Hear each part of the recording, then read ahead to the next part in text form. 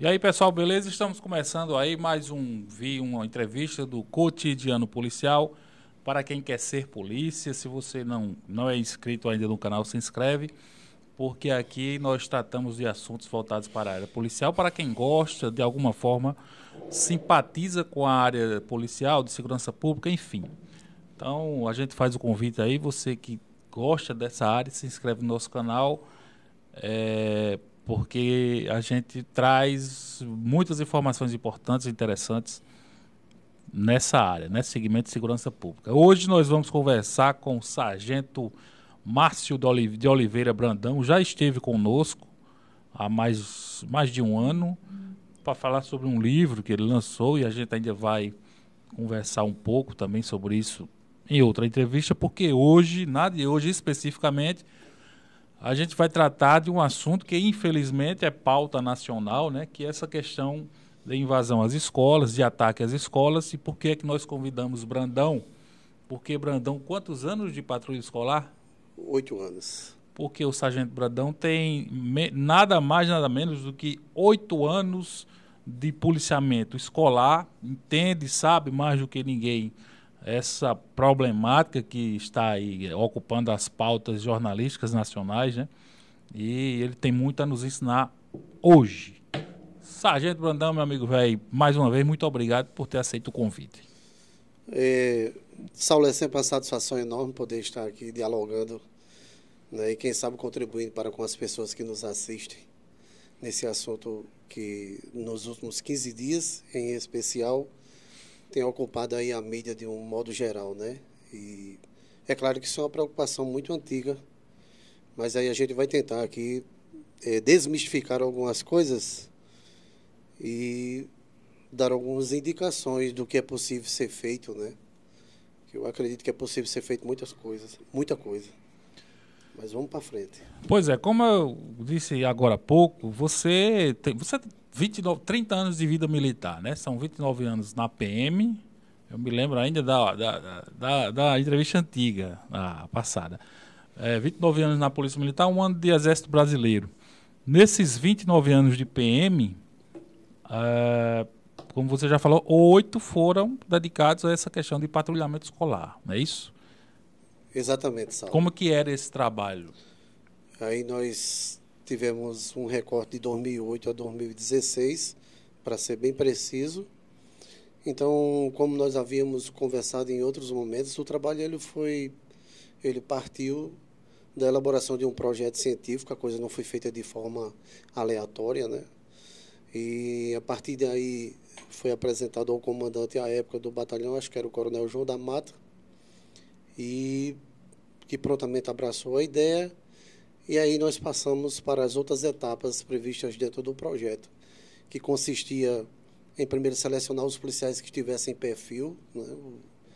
Todos nós somos capacitados para qualquer situação, mas o ambiente escolar ele requer um perfil específico, no meu entendimento, porque lidar com jovens, sobretudo nos dias de hoje, não é coisa muito simples.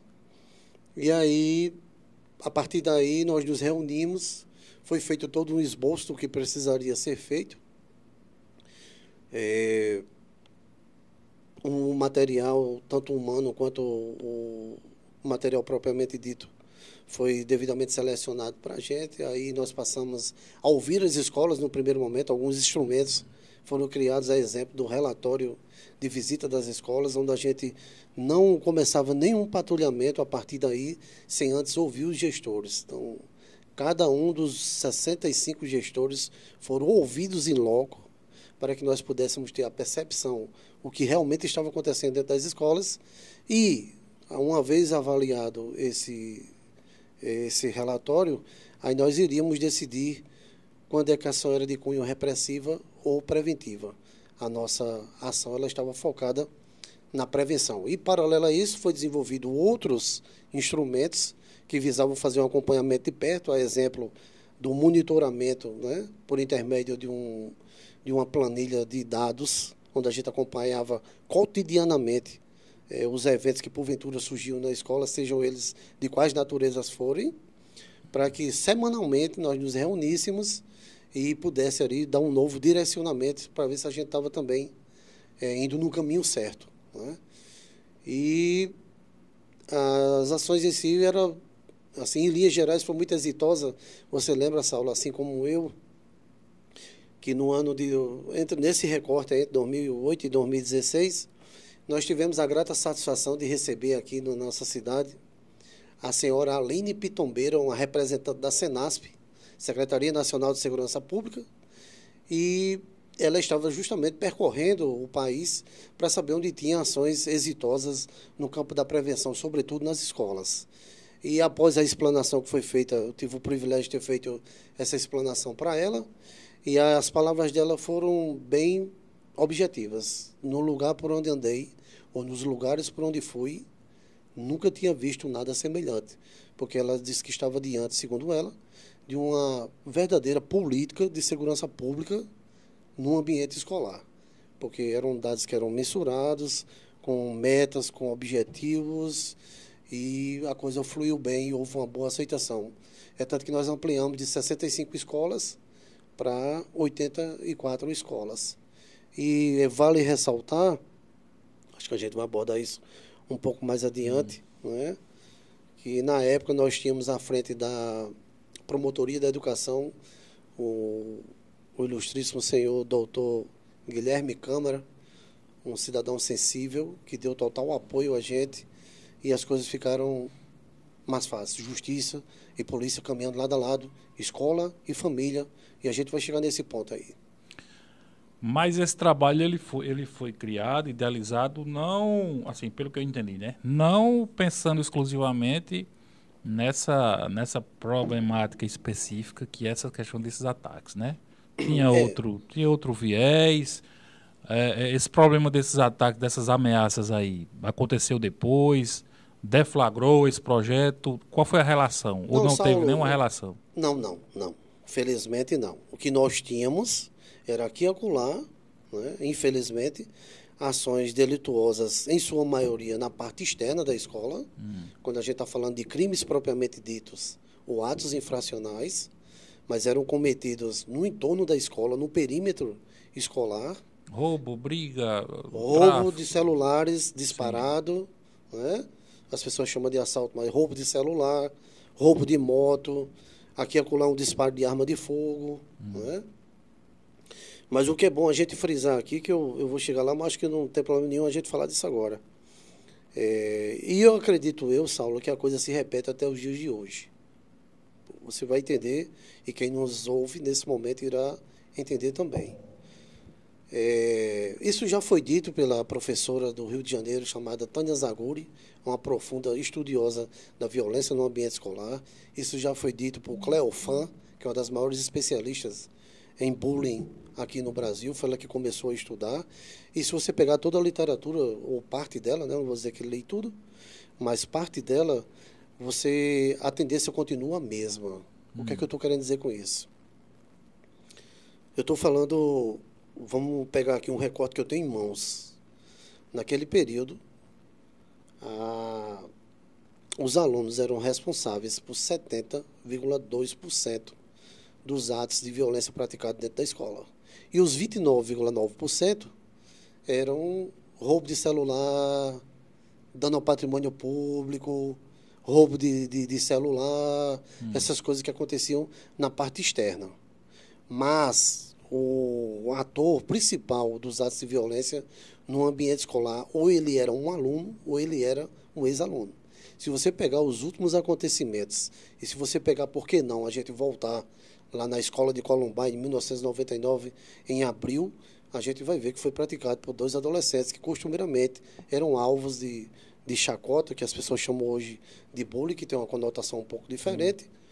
Mas, assim, Suzano, por exemplo, eram 2 alunos, ex-alunos da escola, que invadiram lá e mataram 5.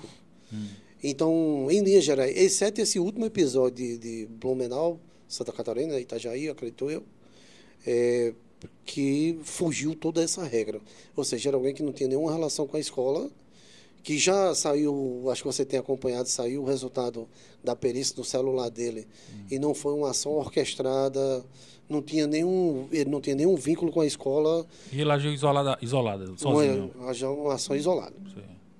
Mas salvo esse caso específico, acho que foi isso que o secretário de Segurança de São Paulo quis dizer quando ele disse que era um ato isolado, fora esse caso específico, os demais, infelizmente, são praticados por aluno ou ex-alunos. Nós estamos diabolizando o aluno, dizendo coisas dessa natureza? Não. Nós estamos dizendo que, aí eu vou voltar à fala da professora Tânia Zagori, a violência no ambiente escolar, ela é multifacetada, ela tem múltiplas faces. A gente tem que estar observando a família, a gente tem que estar observando a escola, às vezes a escola ela também contribui em algum momento, né? Seja por intermédio de um regimento interno impositivo, seja por alguma ação que os alunos não gostaram, não é bem não gostaram, alguma coisa que eles se sentiram violados no direito deles, uma escola rígida demais, qualquer coisa dessa natureza, ou até mesmo, por que não dizer, algumas ações equivocadas por parte de alguns educadores. Até porque nós sabemos que nós somos seres humanos, estamos passíveis disso. E eu teria 1 milhão de exemplos para dar aqui, mas se você me permite, no tocante, em alguns momentos, vamos dizer assim, dessa observação junto aos gestores e educadores, em alguns momentos, por mais bem intencionados que estejam, mas certamente, assim como nós que somos, né, cidadãos comuns, policiais e etc., estamos passivos de cometê-las, né? Em algum momento, alguma dessas ações pode ter vislumbrado, sei lá, o menino, o aluno se sentiu constrangido, né? Então, Sim. se a gente for também fazer uma leitura desses casos, boa parte deles tem aquele que a professora Cleofan, com muita propriedade, chama de bullying, que são ações direcionadas normalmente a uma única pessoa, a uma pessoa em especial por parte de um grupo, e normalmente ela é regida por características físicas, uma orelha um pouco crescida, um nariz, um queixo, né? Um apelido, e aquilo acaba mexendo com a autoestima da pessoa, e é um dia que ela não escolhe. Aí onde é que eu vou dizer que em alguns momentos a escola, permitam-me usar essa expressão, ela peca, porque essas coisas, quando uma coisa que eu aprendi avaliando essa questão da violência no ambiente escolar, ninguém, em sua sã consciência, pega uma arma, entra numa escola, ou uma faca, ou qualquer um desses instrumentos, e tira a vida do outro, sem que algo contribuiu para aquilo que acontecesse, para que aquilo acontecesse. Vamos lá para o episódio de 1999 em Columbine. Depois o FBI, a Polícia Federal Norte-Americana, fez um estudo e descobriu que mais de 80% dos residentes ali na comunidade escolar sabiam que havia a probabilidade daquilo acontecer. Ou seja, quando um aluno vem adotar um comportamento similar a esse, salvo os casos esporádicos, em sua maioria ele está sendo vítima de alguma coisa no próprio ambiente escolar. Nós estamos dizendo que isso é uma regra? Não. A gente está dizendo que é um somatório de fatores. Costuma deixar sinais antes do evento? Sim. A gente vai ter basicamente, acredito eu, Saulo, pelo que a gente tem lido, 2 perfis básicos. Ou o sujeito ele é calado demais, né? Isso não quer dizer que necessariamente a pessoa que seja calada em sala de aula. Esse silêncio ele pode simbolizar 1 milhão de coisas, dentre eles um sofrimento interno, isso precisa ser observado, ou ele começa a sentir atração por algumas coisas que talvez não sejam muito comuns para o nosso cotidiano. Exemplo, uma atenção exacerbada para algumas culturas violentas, defesa de uso abusivo de drogas, uma simpatia além do normal por armas, por exemplo. Se você for percorrer, né, você sabe disso, a gente conversava outro dia, que há poucos dias São Paulo monitorou, identificou 279 ameaças de possíveis ataques lá em São Paulo. Então, boa parte desses, de alguns desses alunos, né, ou seja lá quem pratique isso, ele vai estar dando sinais. Eu me lembro que, Saulo, você falou uma coisa interessante. Numa dessas escolas que eu passei lá na zona oeste da cidade, uma escola estadual, e eu me lembro da gestora que ela me chamou, e lá tinha uma série de prints, que ela, não sei como, acho que foi no Facebook. Sim. A gente está em 2008 aí. E ela me chamou aqui, sargento, ó, peguei isso aqui e tal, estou chamando ele, e a gente mediou ali, ela chamou os pais, e a coisa deu certo. O moleque viu que a coisa ia pegar, porque a gestão estava atenta, né? Não quer dizer que as outras não estejam. Eram postagens estranhas, assim, eram postagens... Que faziam apologia à violência, Sim. né? Então, O menino começava a dar sinais que poderia praticar progredir alguma para coisa. algo mais grave, né? Exatamente. E aí a atitude dela, assim, foi tudo Foi louvável assertiva porque ela demais. se antecipou. Exatamente. Ou seja, a gente pode dizer que esse tipo de atitude, como essa professora que tomou aí, ela deve ser estimulada, deve ser vista como um exemplo para evitar coisas desse tipo. Você acha que a escola Saulo, tem que fazer, tem que se empenhar mais nessa questão de observação para se antecipar, para depois pedir a ajuda da polícia? Saulo, eu costumo dizer assim, rapaz.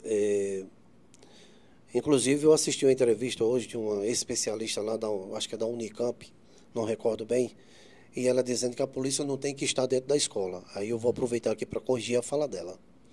Se você pegar qualquer um outro especialista, ele vai dizer que a polícia ela deve entrar na escola tantas vezes for necessária. Seja para uma ação de cunho repressiva ou para uma ação de cunho preventivo em sua maioria. Então, a gente precisa deixar bem claro, se você pegar, por exemplo, uma representante da Unesco, não sei se ainda é ela, né, a Organização das Nações Unidas para Ciência e Cultura, se você pegar uma fala dela, Miriam Abramovay, ela tem um estudo que foi feito nas 14 principais capitais aqui do Brasil em 2002. E ela vai dizer assim, que a polícia ela deve entrar, a polícia ela é parceira da escola. Né?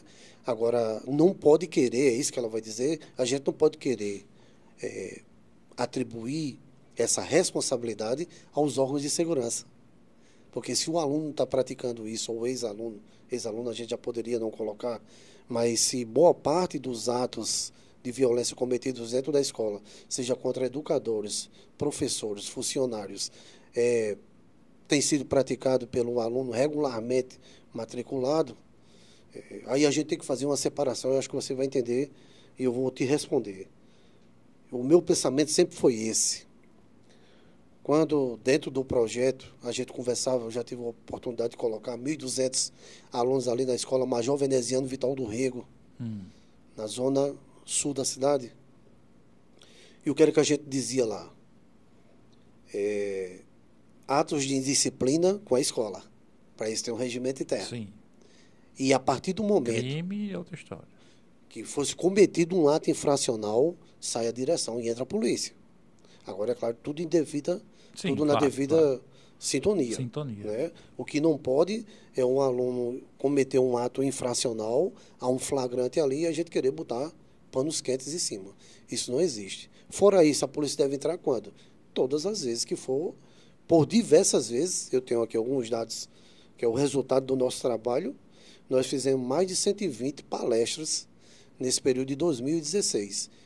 E era uma conversa aberta, olhando no aluno dizendo, nós estamos aqui para te dar proteção. Agora você precisa saber que aqui dentro você tem limites. E eu vou te contar um exemplo, te dar um exemplo, se você me permite.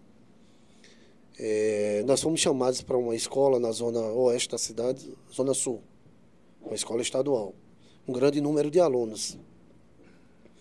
E quando eu cheguei à sala de aula, a direção da escola estava cheia de manchas de sangue. E eu perguntei o que foi. Não, ele ficou revoltado porque a gestora, porque ele estava fazendo bagunça, eu pedi para ele que ele fosse para casa e voltasse só com os pais. E eu disse, e esse sangue aqui? Não foi ele que bateu aqui e sangrou. Isso está certo. Onde é que ele está? Ele está lá no corredor. Então nós fomos lá. Quando eu cheguei lá, tinha ele havia dado, na verdade, um chute no cano do filtro. A água estava toda jorrando no chão, aproveitei ali, já tirei as fotos, já filmei, eu estava com o celular, e aí eu abordei ele. Né? Quando foi abordado, nós estávamos ali diante, em tese, de um flagrante de ato infracional similar a dano ao patrimônio público, só que, assim, não sei se para a infelicidade dele, ele tinha 18 anos de idade. Então foi dado voz de prisão a ele e nós conduzimos ele à delegacia. O que é que aconteceu? Esse garoto, 18 anos de idade, é um garoto, é um homem já maior de idade, ele não tinha, né, isso aí serve de exemplo, Saulo, para os demais, né, ele não tinha, muito embora o delegado tenha arbitrado uma fiança baixa em função do poder econômico aquisitivo dele, mas ele não teve condições. Traduzindo em miúdos, esse menino ficou 5 meses no presídio. Né? E depois eu encontrei com ele na audiência. Né? E conversando com ele, sargento, nunca mais eu vou fazer isso. Se você entendeu o que a gente quer dizer, senão eu entendi. Aqui serviu de lição para mim. Voltando à fita, onde é que eu estou querendo chegar? Precisamos saber qual é o nosso papel em toda essa história.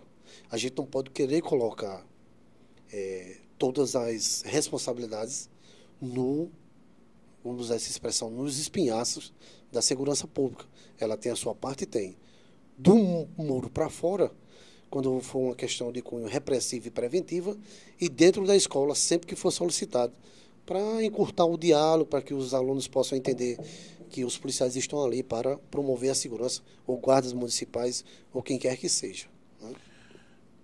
Nessas palestras que você tinha lá com o pessoal, você tinha algum feedback? Os alunos interagiam, perguntavam alguma coisa, se interessava pela pauta? Como é que você sentiu o clima lá? Saulo, eu considero crucial esse primeiro contato é por isso que nós, dentro do projeto, nós primávamos por esse contato antes de qualquer ronda, né? Você sabe que os 2 primeiros meses do ano letivo são dedicados, ou o primeiro mês, a um planejamento escolar. Então, a gente aproveitava, ali a gente já conversava com os gestores, com os professores, dizendo qual era a nossa ideia. Como as escolas têm dentro do cronograma delas, uma coisa chamada Dia da Acolhida, então nós aproveitávamos e nos fazíamos presente. Ali começava o primeiro contato. Nós nos apresentávamos, um de cada vez, dizendo quem éramos, para que viemos e o que pretendíamos.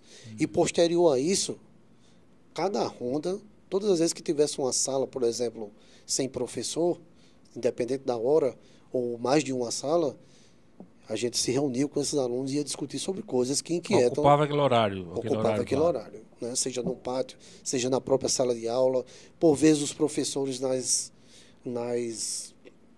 nos temas transversais, hoje não usa mais essa expressão, mas na época era tema transversal, fazia o convite para a gente promover esse diálogo.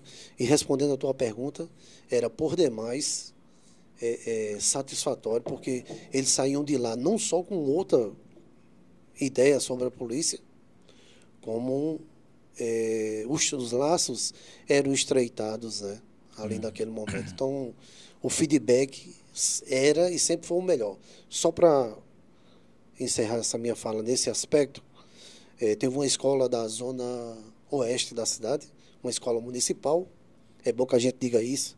Eu acho que eu posso mandar um abraço para ela nessa hora. Manda. A professora Sônia, lá da escola Eupídio de Almeida Municipal, professora Sônia promoveu uma festa lá, Saulo, um jantar de final de ano, com direito a tapete vermelho e tudo, e os principais, uma das pessoas homenageadas foi o grupo da Patrulha Escolar, inclusive nós temos essa comenda até hoje. Então isso é o resultado de um trabalho anual que foi feito pelo policiamento escolar. Né? Dentro dessa temática aí, dessas ameaças e invasões de escolas, se você fosse diretor de uma escola, nesse momento hoje, o que era que você faria? Saulo, Qual atitude você tomava para tentar enfrentar esse problema? Primeiro que nós precisamos corrigir uma anomalia na sociedade brasileira. Né? A gente, muito embora as coisas sejam extremamente visíveis para aqueles que têm uma sensibilidade maior, não que as outras pessoas não tenham, Mas o que é que acontece? Normalmente a gente só para quando as coisas acontecem, né? Aquele velho dito popular brasileiro de que a gente só fecha a porta depois que é roubado. Tem pouco, assim, dá pouca importância para a prevenção, né? Para prevenção, exatamente, né?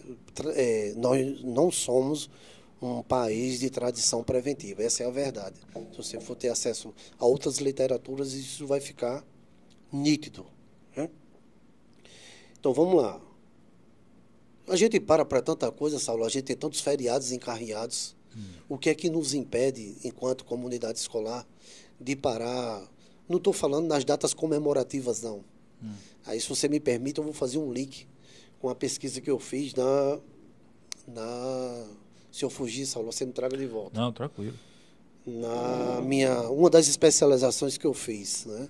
Eu gostaria só de ressaltar todo o meu trabalho científico, a minha formação em serviço social. O meu objeto de estudo foi violência no ambiente escolar, escola, espaço privilegiado de prevenção. A segunda especialização foi em gestão pública. O objeto de estudo foi a atuação dos gestores ou não na problemática relacionada à violência no ambiente escolar. Eu queria saber como era que o gestor estava enfrentando essa situação, né? Se era o que eu estava vendo ou eu estava vendo coisas que não existiam. E o resultado está aqui da pesquisa. E o último foi a implantação de uma companhia de policiamento especializado. Eu fiz uma última especialização em gestão e tecnologias educacionais, promovido pela Polícia Militar em parceria com o UFPB, e o meu objeto de estudo foi a implantação de uma companhia de policiamento especializado em policiamento escolar. Onde é que eu estou querendo chegar com isso? Que os professores, não os professores, mas normalmente essas temáticas elas só ocupam os espaços dentro das escolas nas datas comemorativas. Esse foi um dos questionamentos acho que foram 12 ou 15 perguntas que eu fiz, depois eu transformei isso em gráfico. Então ficou nítido lá que as discussões, a parte do conteúdo das disciplinas só aconteciam nas datas comemorativas, Dia dos Pais, Dia das Mães e tal, e tal, e tal. Então, não tem dentro, aí a gente compreende, né, Saulo? Ninguém está aqui para buscar culpados.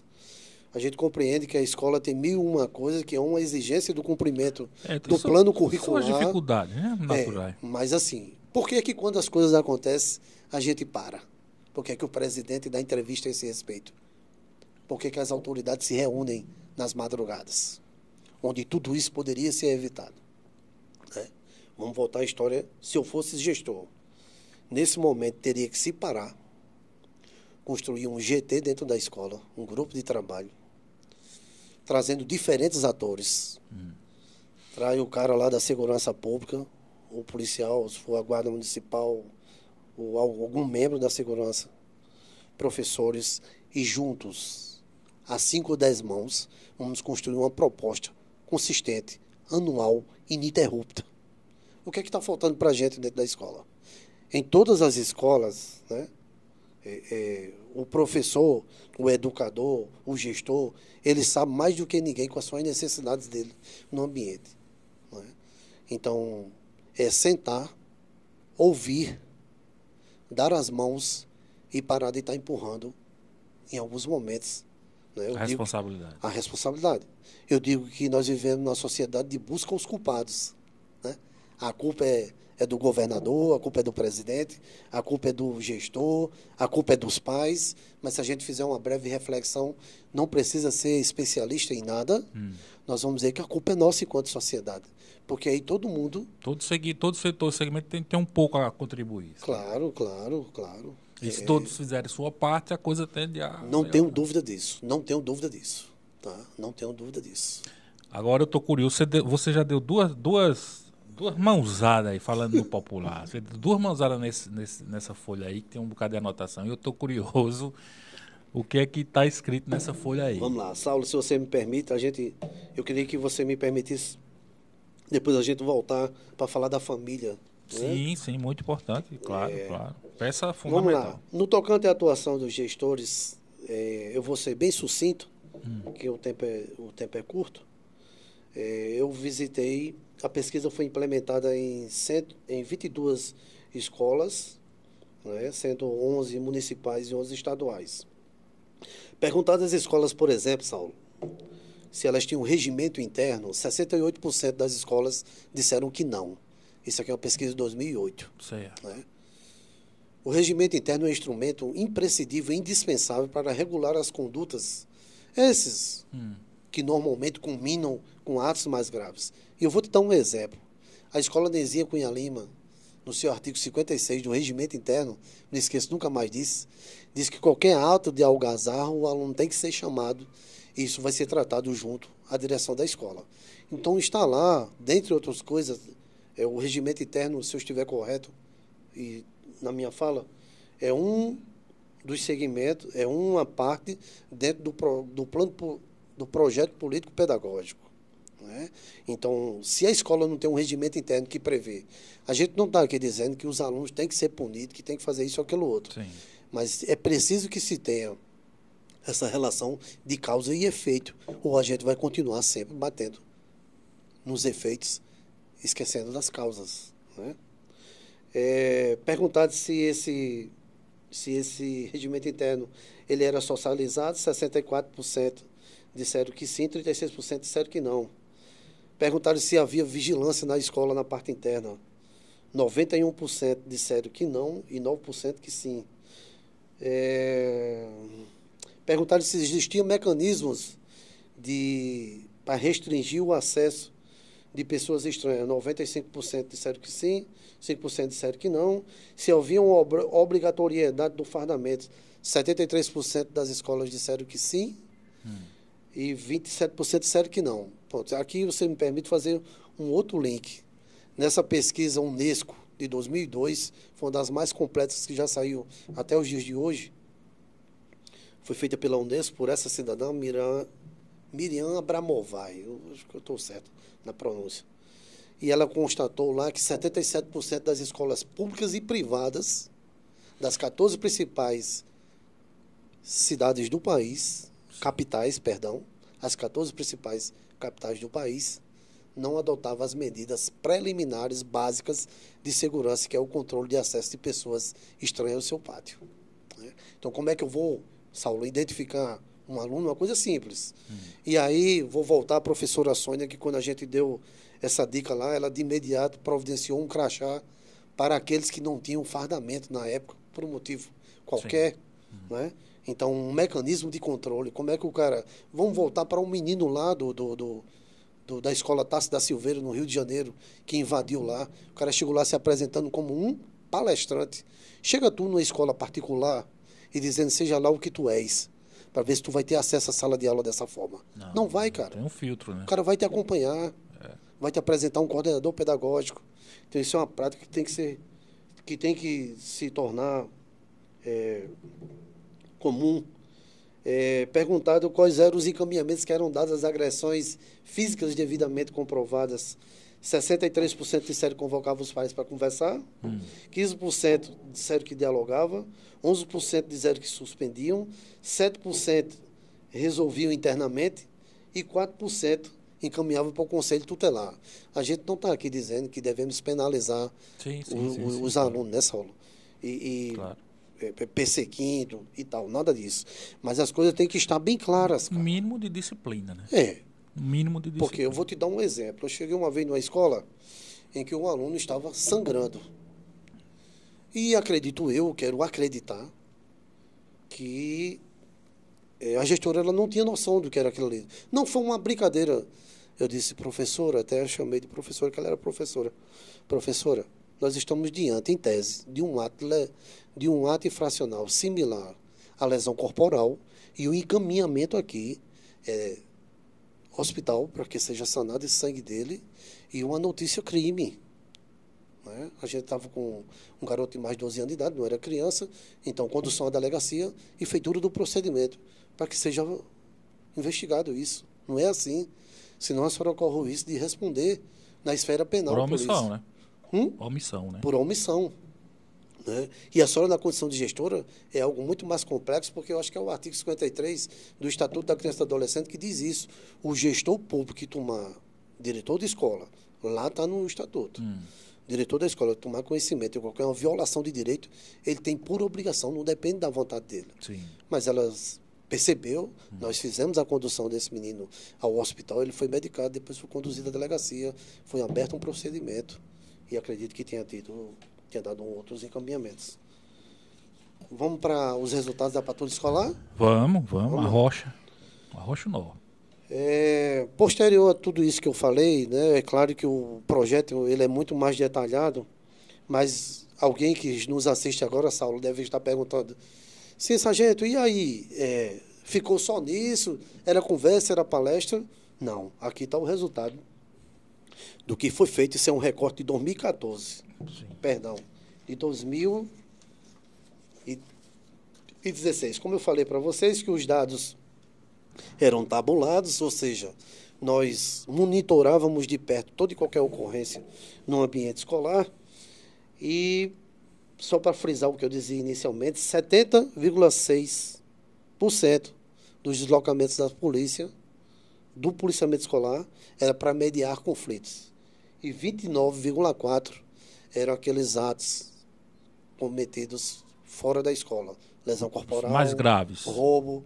Em sua maioria, na época, era muito grave, celular, né? Sim. Nesse período, para as Essa pessoas... mediação do conflito era o que? A briga entre a galera? Vias de fato. Como é que é? Aquilo é vias de fato, mas sem lesão, né? Sim. Era mais um bate-boca mesmo, né? Um empurrão. Mas que caminhava para uma lesão corporal, mesmo que natureza leve, né?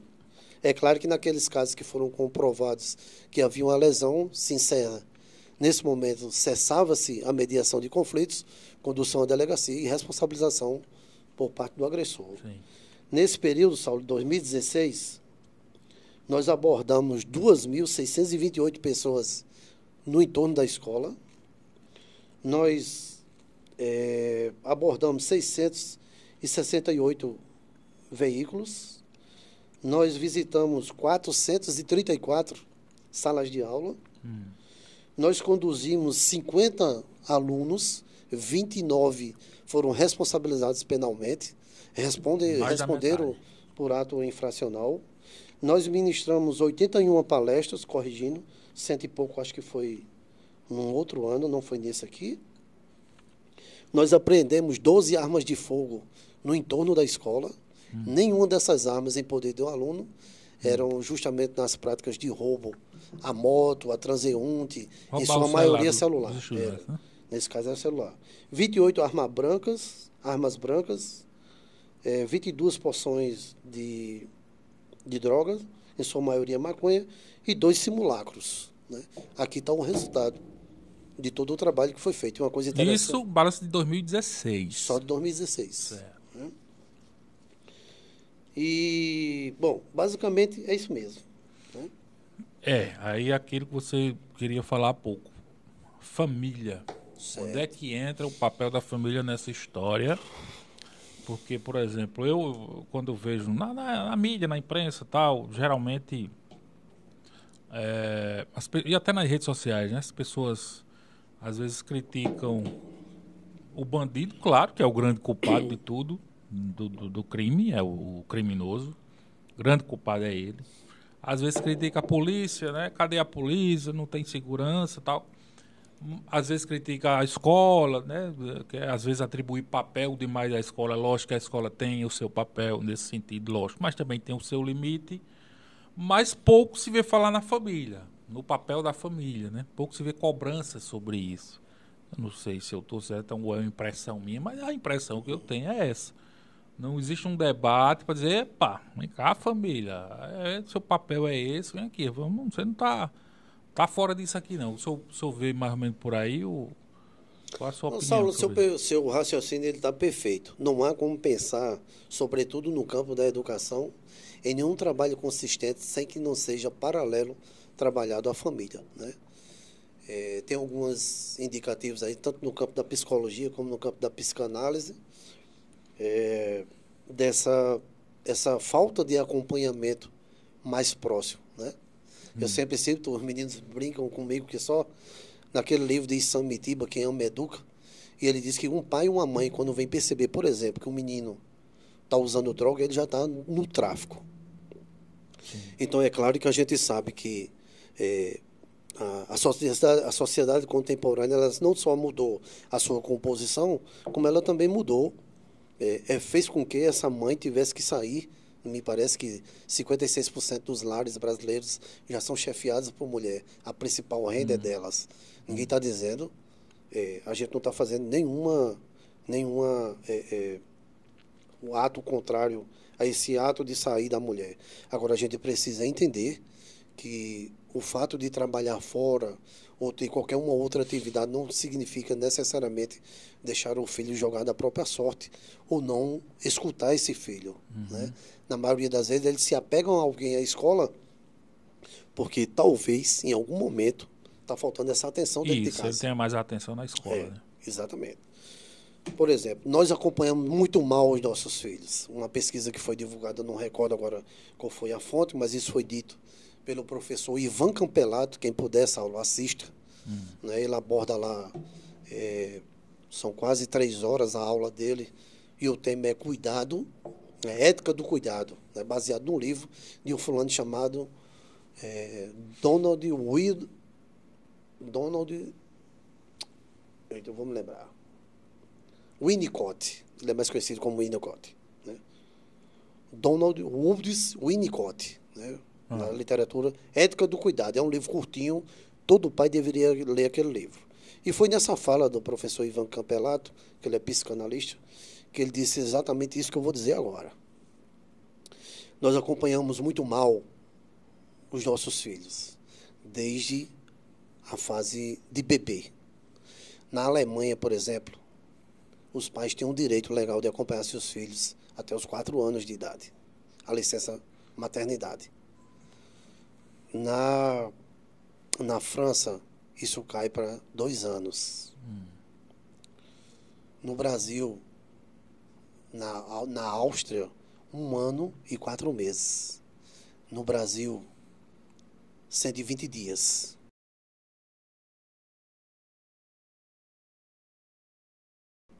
E nós estamos aí, dirá o professor Ivan Campelato, numa fase crucial, em que a criança precisa por demais. Aquele ato de amamentar a criança, por exemplo, olha como isso tem lá na frente, eu vou tentar fazer um link com o meu serviço da viatura. Como isso tem um impacto gigantesco na vida de uma criança. Aquele ato que para alguns pode ser simples de amamentar um filho, não só está nutrindo a mente dele, como sobretudo as questões de cunho na formação dele, em tudo dele, questões de cunho emocionais e tudo. Sentimental, né? Sentimental, tudo. Né?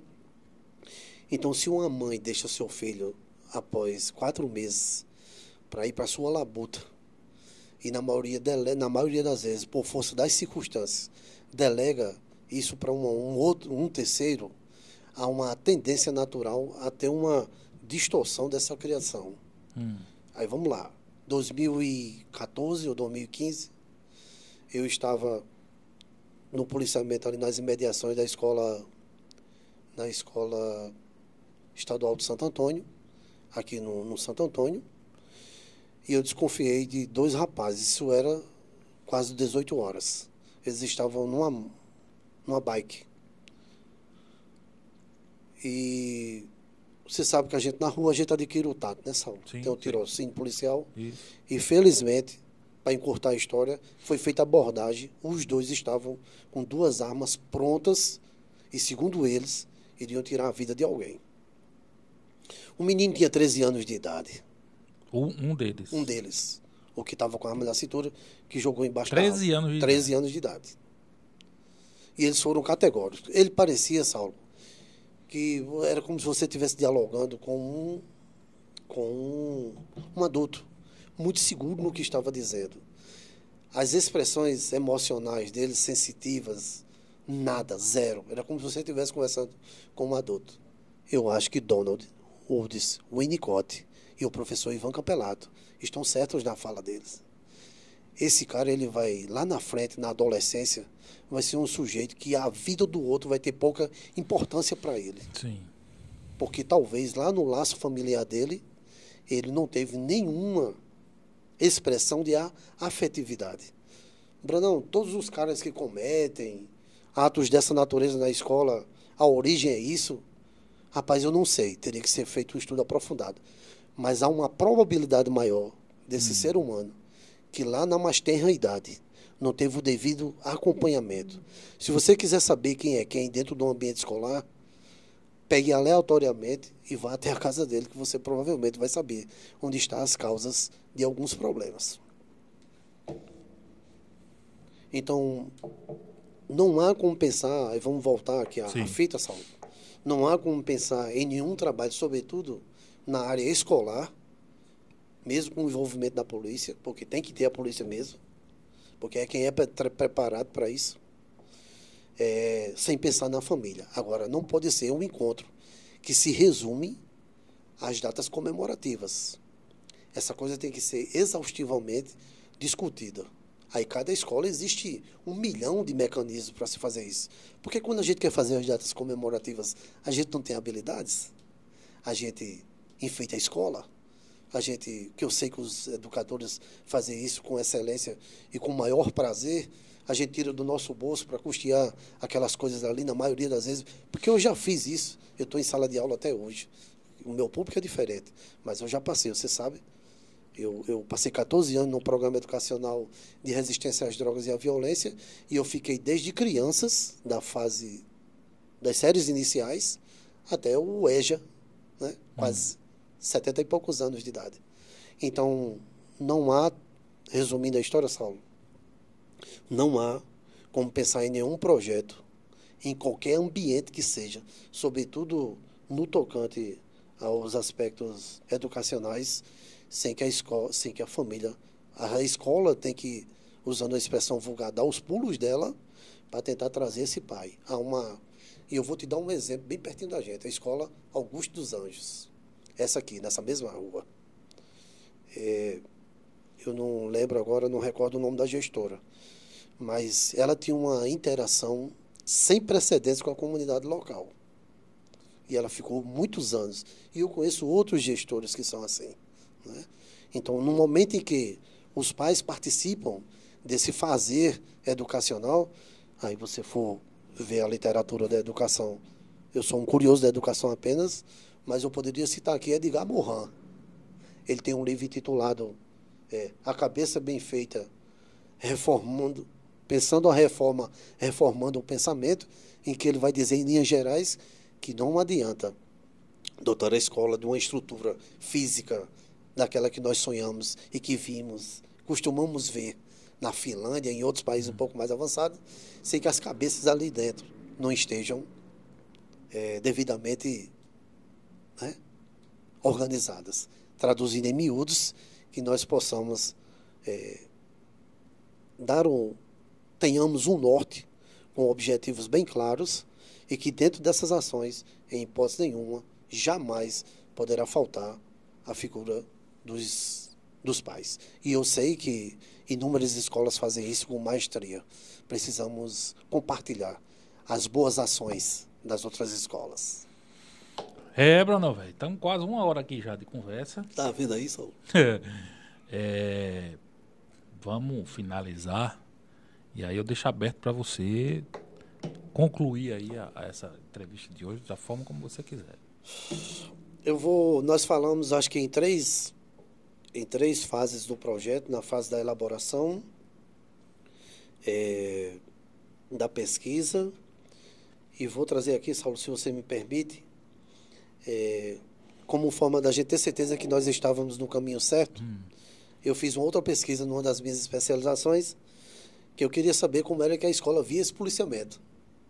Sim. A visão do aluno. Sim. Especificamente dos alunos. Então, mais uma vez, eu implementei 173 questionários com um universo.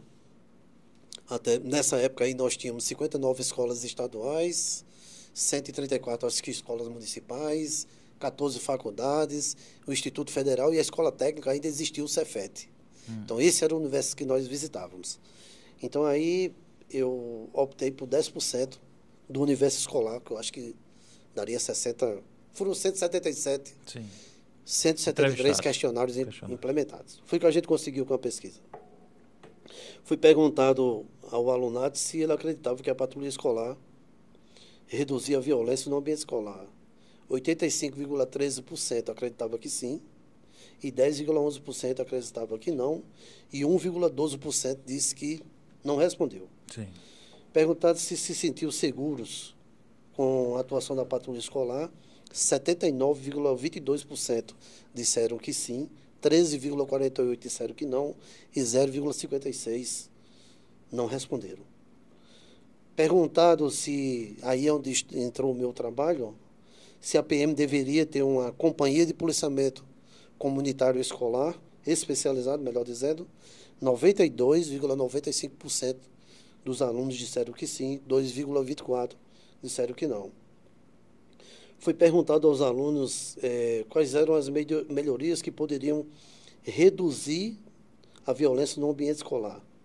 40,44% dos entrevistados disseram que deveriam melhorar a segurança na escola, 46% disse que deveria ser instituída ações por parte da PM, semelhante ao que estava sendo feito, e 20,78% disse que deveria aumentar o número de vigilantes. Perguntado se a patrulha escolar atendeu às expectativas dos estudantes, 58,89% disseram que sim, 36,51% disseram que não.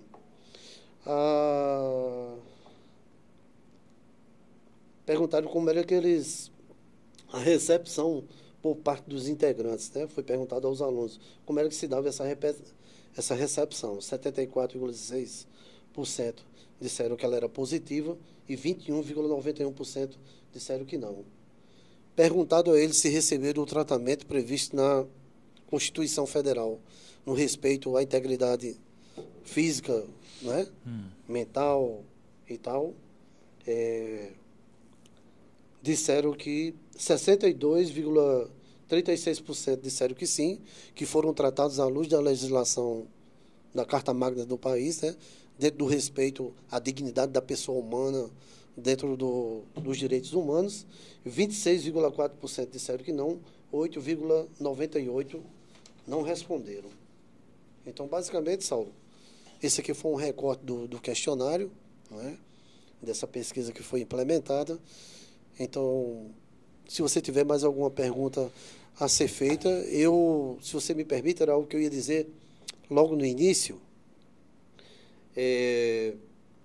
que foi uma pergunta que nós dois elaboramos como abertura dessa nossa fala, porque era tão difícil, né? Sim. Né? Para as pessoas que nos assistem. Eu e Saulo, nós rascunhamos uma pergunta que era o que ia dar início a essa nossa fala, que é porque é tão difícil resolver os problemas da violência no ambiente escolar. Eu acho que nós precisamos basicamente de duas coisas. Como diziam os antigos, chamar o feito à ordem. As coisas são possíveis de serem feitas, desde que estejamos de mãos dadas. O aluno precisa entender que dentro do ambiente escolar há limites. A escola precisa entender que vai chegar um determinado momento que foge da esfera dela e tem que dar um encaminhamento que a legislação permite. Para que vocês tenham uma ideia, nesse ano de 2016, era sempre assim no início do ano. Os 3 primeiros meses, a gente intensificava as rondas. Pasmem vocês, dos 4 meses até o mês de dezembro, a gente só fazia conversar com os alunos. Os atos praticamente sumiram, porque os alunos eles captavam essa ideia e entendiam que as nossas ações eram as melhores possíveis. É claro que aqui e acolá ia ter alguém que ia se desvirtuar por N motivos, normal, né? É natural. Mas 99% da comunidade escolar comprava a ideia. comprava a ideia, né? Então, eu acho que é claro que as coisas não são muito simples, mas aí fica uma crítica construtiva para os gestores. Primeiro, precisamos tornar os programas de governo, de Estado, e não de governo. Tem que ser algo consistente, anual, estruturado. Não demanda muita coisa. Só demanda, única e exclusivamente, vontade política, como tantas outras coisas no nosso país, para que a coisa aconteça. É possível, sim, conter esse sangramento e a gente tornar um ambiente para a função social que ele foi destinado, né? Que é dar continuidade. Os pais também precisam entender que a criança, falando da criança agora, quando ela chega na escola, ela já tem 5 anos de aprendizado. Então, se o pai e a mãe não faz o deverzinho de casa, a escola, vai haver um aprimoramento daquilo que ele, além das disciplinas que ele vai ter acesso, né? Vai ajudar na formação do cidadão. Mas a educação, ela tem que vir de berço. Então não adianta estar culpando a escola. Mas essa não é... Precisamos sair dessa celeuma de busca aos culpados. Precisamos, acima de tudo, baixar a nossa guarda, sentar com pessoas adultas, cada um dentro do rol de especialidades, e dialogar esses conteúdos para encontrar algo que seja adequado para aquela escola, para aquele problema, né? Os estudos sobre violência no ambiente escolar, todos eles vão trilhar basicamente por coisas bem específicas, ou seja, a gente está tratando a coisa de fora para dentro, né? Não está errado de tudo, porque a parte externa ainda inquieta. Sim, sim. Mas precisamos mexer na parte de dentro. A escola tem que promover esse diálogo. Os pais precisam. Acho que ela é a primeira a detectar, né? É. Às vezes, assim, por uma questão óbvia, lógica, pelo menos, a escola é a primeira a detectar o início do problema.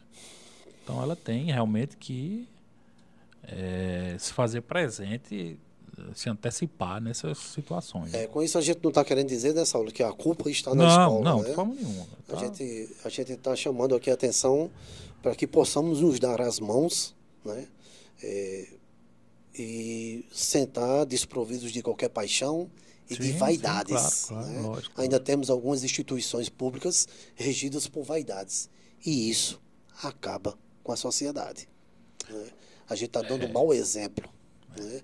Então, se o fulano lá tem um projeto muito bem sucedido, eu vi alguma dessas coisas. Eu fiquei muito tempo dentro de escola e ainda as visito até hoje. Para mim, me sinto honrado em estar no ambiente escolar. Sou um apaixonado pela educação. Mas a gente vê muito disso. Cara, esqueçam isso. Se tem um fulano na tua escola que tem um projeto que é exequível, que vai poder mudar a tua realidade, ou na instituição da qual tu faz parte, deixa as tuas vaidades de lado. O que está em jogo aqui é o bem da coletividade. Aí sim, vamos avançar enquanto sociedade. Quando entendemos, dentre outras coisas, isso, que precisamos deixar urgentemente as nossas vaidades e se debruçar pelos problemas que estão bem próximos da gente. Bom, esse é o sargento Márcio de Oliveira Brandão, 29 anos de Polícia Militar, 1 ano de Exército Brasileiro, exatamente. Dos 29 anos de PM, como ele já falou, 8 de patrulha escolar, 8? 22 na rua, 22 na rua, em banco de viatura. 16 em banco de viatura na velha Rádio Patrulha, a RP Patrulha de guerra. Enfim, é um colega, um profissional aí que tem vasta experiência, tanto na questão policial operacional como no velho papiro, né? Os estudos, na pesquisa. Costumo dizer que esse é o grande especialista do assunto. É o cara que estuda e pratica também. Não estou dizendo que quem não pratica não é especialista. Mas eu acho que o mais completo é aquele que pesquisa aquilo que ele vive em campo diariamente, né? Isso aí realmente é o... Enfim, Brandão, valeu aí mais uma vez por ter aceito nosso convite. E lembrando que cadeirinha aí vai estar sempre disponível, né? Porque pauta na área de segurança pública tem demais, né? Assunto tem. É isso aí. Tranquilo, Saulo, eu que agradeço, né, pelo espaço sempre. Você é sempre muito gentil conosco e estarei sempre à disposição, não só do cotidiano policial, mas de qualquer uma outra instituição que se interesse para discutir o assunto. E é sempre bom, né? E fica aqui um recado, se você me permite, Saulo, para as pessoas que nos Sim. assistem, sobretudo as comunidades escolares. Tem um livrozinho muito usado, inclusive pelas forças armadas norte-americanas e, por que não dizer, pelo mundo, que é o de Sun Tzu na Arte da Guerra, né? E ele diz que a gente só vai ter condições eficazes de lutar contra um inimigo, um problema que nós estejamos passando, se a gente souber exatamente o que é que a gente precisa enfrentar. Então, é preciso que a gente deixe de lado, mais uma vez, as nossas indiferenças, se porventura possam existir, e o momento é esse, né? E se o conflito, né, ele vai dizer isso em alguns momentos também dentro do livro, se o conflito para alguns é um momento, uma referência negativa, normalmente nos remete a coisas negativas, ruins, né? Fases não muito boas da vida do ser humano, mas o conflito pode gerar uma luz para o problema pelo qual nós estamos passando.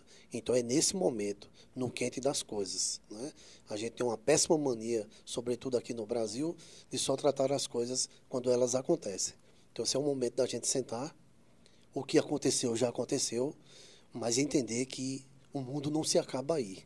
Talvez nós estejamos numa fase de melhor construção no tocante às inquietações pelas quais passam as escolas em nosso país e, por que não dizer, no mundo, já que os ataques observados aqui são cometidos em outras partes do mundo. Há um trem, há uma luz vindo de lá para cá que não é um trem, né?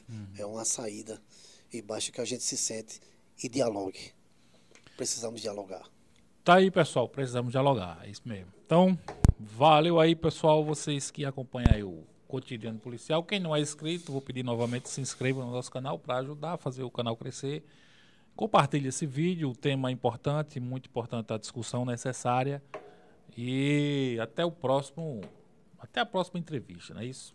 Aquele abraço.